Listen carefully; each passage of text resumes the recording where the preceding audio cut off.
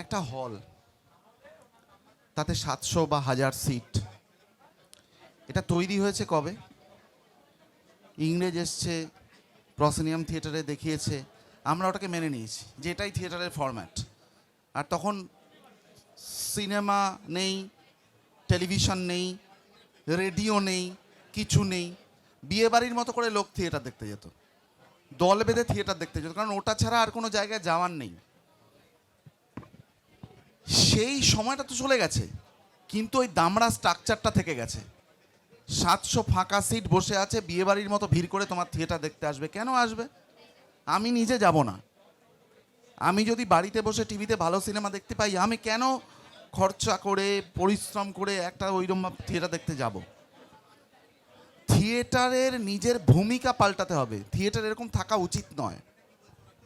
হল থিয়েটার, এই যে ওইটাকেই আমরা থিয়েটার ফরম্যাট মানবো কেন? ইংরেজরা দিয়ে গেছে, আমাদের দিয়ে গেছে, ওয়েস্টার্ন থিয়েটার দিয়ে গেছে, আমরা হচ্ছে থিয়েটার ফরম্যাট মানবো কেন? থিয়েটার নানাভাবে হওয়া উচিত, স্পেসে, ঘরে, জায়গায়, উঠোনে, যেমনভাবে হওয়া উচিত থিয়েটার, সেভাবে আমরা থিয়েটার ভাবি না।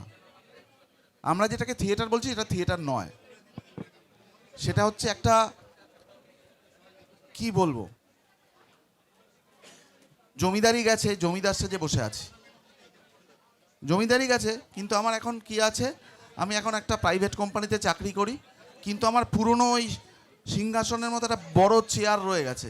সেখানে আমি যখন বসি আমার শুকনো বডিটা পেছনে ঢুকে যায়, পুরো পাটা ঝুলিয়ে বসে আছি। কালো কালো সমস্ত বড় বড় ফার্নিচার, খাচ্ছি ম্যাগি। এবার ওই রকম জায়গায় আমাদের থিয়েটারটা দাঁড়িয়ে রয়েছে। এত বড় একটা দামড়া স্ট্রাকচার দেখেই আমার অস্বস্তি হয়। কেন এই জিনিসগুলো? কেন এত বড় পর্দা, এত দামড়া দামড়া আলো, এইখান থেকে ওটা নেমে আসছে, এটা ছাড়াও 14টা মানুষের ওপর ডিপেন্ডেন্স। থিয়েটারটা এরকম হওয়ার কথা নয়। হল হলের পর্দা ফাঁক করে দেখতে হবে মানুষ এসেছে কি না। কেন ভিখারির মতো? কেন? আমি একটা আর্ট প্র্যাকটিস করছি, আমি আমার শর্তে করব। আমি ছোট ঘরে করব, সেখানে আমি বলবো ভাই হাউসফুল, ভাই তোমাকে সিট দিতে পারবো না, যাও বাড়ি যাও।